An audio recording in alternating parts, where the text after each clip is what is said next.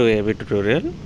ఇక మనకి ఈరోజు వచ్చేవాటికి కాంట్రాక్ట్ అవుట్సోర్సింగ్ జాబ్లకు సంబంధించి హెల్త్ డిపార్ట్మెంట్ నుంచి ఈస్ట్ గోదావరి డిస్ట్రిక్ట్కి సంబంధించిన నోటిఫికేషన్ అయితే రిలీజ్ అవ్వడం జరిగింది. ఇక్కడ వచ్చేవాటికి East Godavari, Rajahmundry combined notification అనమాట. ఇవన్నీ కూడా మనకి ఆల్రెడీ అప్లికేషన్స్ అయితే స్టార్ట్ అయినాయి.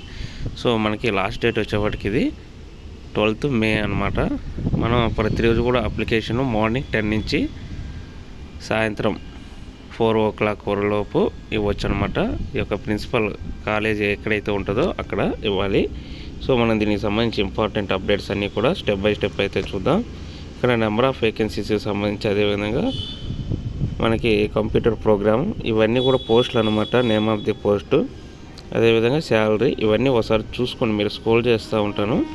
కావాల్సిన కాడ పాస్ చేసి వీడియోని చెక్ చేసుకోండి. 10th క్లాస్కి సంబంధించి mortuary attender, office subordinator, general duty attender, emergency medical technician, ఇవి ఎక్కువగా ఉన్నాయండి.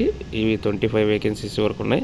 అదేవిధంగా ల్యాబ్ టెక్నీషియన్, ఇక data entry operator, junior assistant, ఇవి కూడా ఉన్నాయి. సిస్టమ్ అడ్మినిస్ట్రేటర్ కానివ్వండి, ఇదిగోండి general duty attender, store attender, child psychologist, lab attendant. So అన్నీ వచ్చేప్పటికి ఇవి టోటల్ 79 అనమాట. మొత్తం కాంట్రాక్ట్ అవుట్సోర్సింగ్ జాబ్స్ కంప్లీట్గా కూడా ఇవి.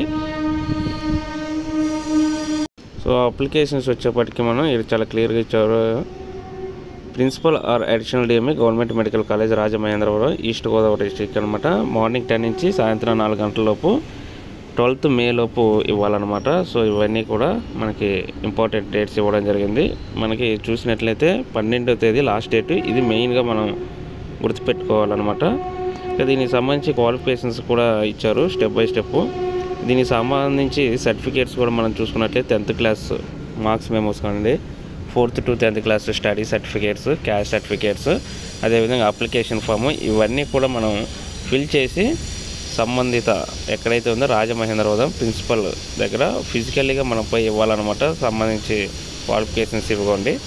సో ప్రతి ఒక్కరు కూడా ఎవరైతే ఎలిజిబుల్ క్యాండిడేట్స్ ఉంటారో వాళ్ళందరూ కూడా అప్లై చేయండి. అప్లికేషన్ ఫీజు చూసుకున్నట్లయితే మనకి SC, ST, OBC వాళ్ళకి 300, OC క్యాండిడేట్స్కి 500 అనమాట. EWS కూడా 300 అనమాట. Age limit 42 years.